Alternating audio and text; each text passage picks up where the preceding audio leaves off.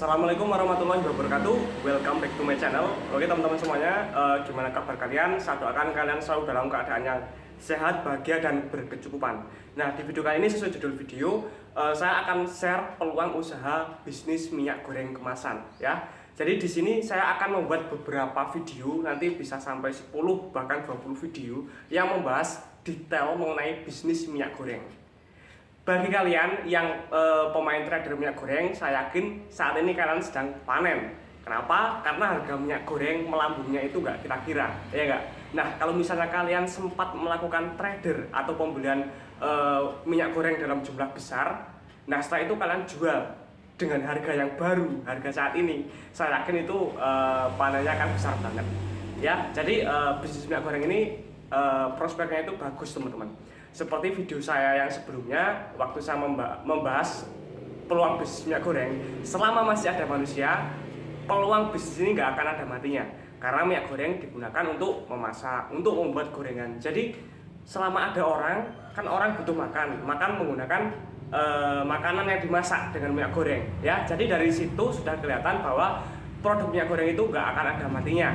Nah, di sini di video part 1 ini saya akan share 3 langkah awal, ya, walaupun ini hanya sekedar sharing seperti ini, tapi saya istilahnya sudah melakukan praktek dan saya akan share di sini supaya kalian tidak melakukan kesalahan yang sama seperti yang dulu pernah saya lakukan, seperti itu, ya.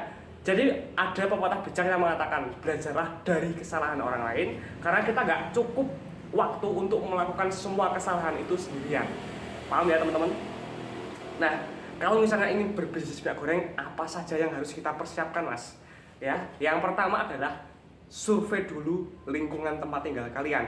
Kalian tinggal di desa atau di kota. Nah, itu pun mempengaruhi produk minyak goreng apa yang akan kita bawa.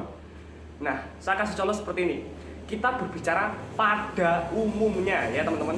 Kalau di pedesaan itu produk-produk retail yang laku bukan hanya minyak goreng, seperti deterjen, seperti bumbu dapur, bumbu masak, itu yang laku itu yang kemasan encer, yang kemasan kecil.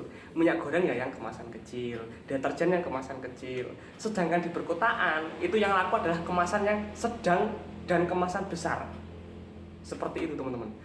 Kenapa? Karena masyarakat perkotaan cenderung dia itu lebih suka stok produk, stok barang. Karena pada umumnya kalau misalnya di perkotaan itu rata-rata adalah pekerja kantoran, guru. Jadi kan mereka nggak punya waktu untuk membeli produk ke toko, ke warung berkali-kali, ya kan, karena disibukkan sama pekerjaan. Perbedaannya kalau misalnya di pedesaan. Kalau di pedesaan analisisnya adalah masyarakat mayoritasnya adalah berprofesi sebagai petani. Jadi yang penting ecer lah kayak gitu, belinya ecer. Jarang di pedesaan yang sekali belanja itu langsung banyak buat stok, itu jarang. Walaupun ada tapi jarang. Oke, jadi kenali dulu lingkungan tempat tinggal kalian di desa atau di kota. Nah, itu akan menentukan minyak goreng apa yang akan kita bawa. Kalau kamu tinggal di desa, bawalah produk minyak goreng yang kemasan kecil menengah.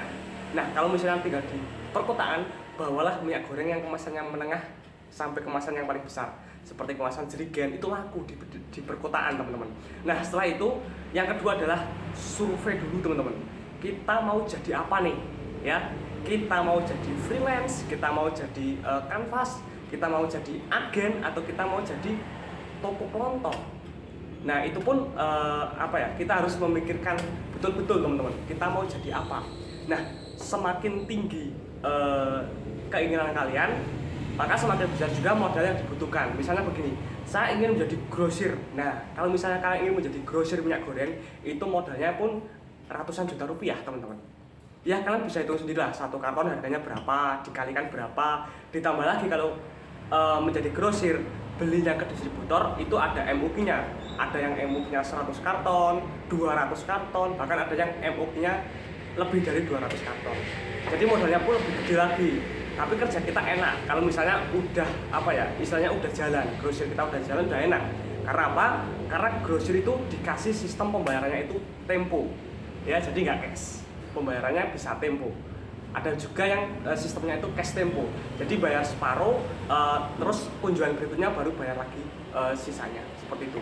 Nah, kalau misalnya saya pengen jadi grosir minyak goreng tapi modalnya kurang, terus saya harus jadi apa mas? Nah, kalian bisa menjadi toko kelontong, ya.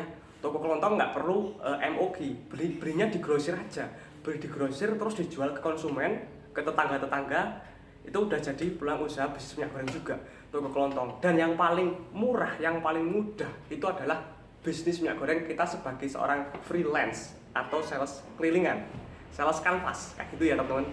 Nah, untuk menjadi grosir freelance minyak goreng ini, itu pun kita harus melakukan beberapa prepare, yaitu kita harus tahu produk minyak goreng apa yang laku, karena minyak goreng itu banyak. Minyak goreng itu macam-macam, ada yang mereknya Sania, Fitri, Tropical, Sanko, Hemart, dan lain-lain sebagainya, banyak banget. Tapi di daerah saya itu yang paling laku adalah Hemart. Nah, tapi belum tentu di kota kalian yang laku Hemart, mungkin Sania, mungkin Tropical. Jadi setiap produk itu nggak bisa dipukul rata. Di kota ini laku, di kota ini belum tentu laku. Di kota ini nggak laku, di sini laku banget.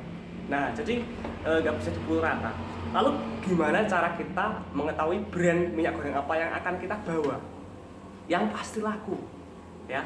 Jadi itu seperti itu. Langkah pertama, kenali dulu kalian tinggal di lingkungan mana, di desa atau di kota. Setelah itu kalian mau menempatkan diri kalian sebagai apa, ya? Sebagai grosir, agen, toko kelontong, atau freelance. Nah, setelah kalian sudah mengambil keputusan, sekarang bagaimana cara mencari tahu produk minyak goreng apa yang pasti laku dijual? Caranya adalah dengan cara kita melakukan survei lapangan.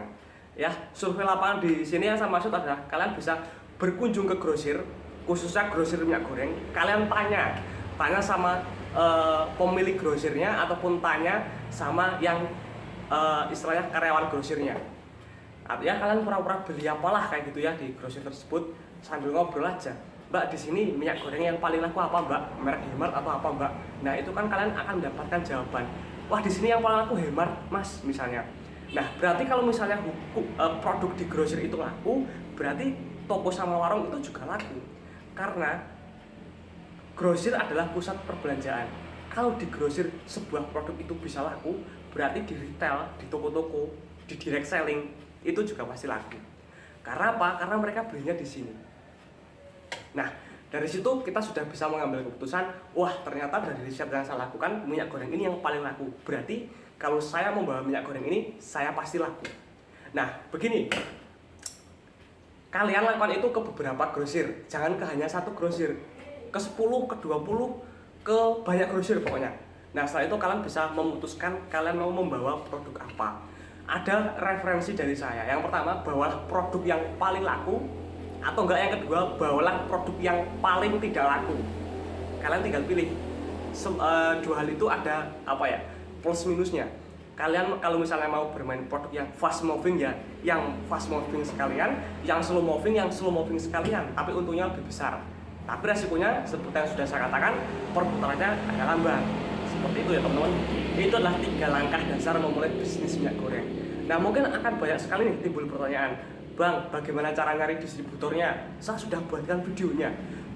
Bang, saya nggak punya mobil, bagaimana cara bermain produk minyak goreng? Saya juga pernah membuat videonya solusi nganvas minyak goreng kalau nggak punya mobil seperti apa.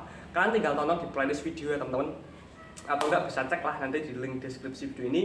Saya buatkan playlist khusus yang membahas seputar minyak goreng kemasan. Oke, ini adalah video part 1-nya. Di next time saya akan upload video part 2 dan part selanjutnya supaya kalian benar-benar paham sama peluang bisnis minyak goreng ini. Makasih yang udah nonton sampai selesai. Jangan lupa share video ini kalau kalian rasa video ini bermanfaat. See you next time. Sampai jumpa di video selanjutnya.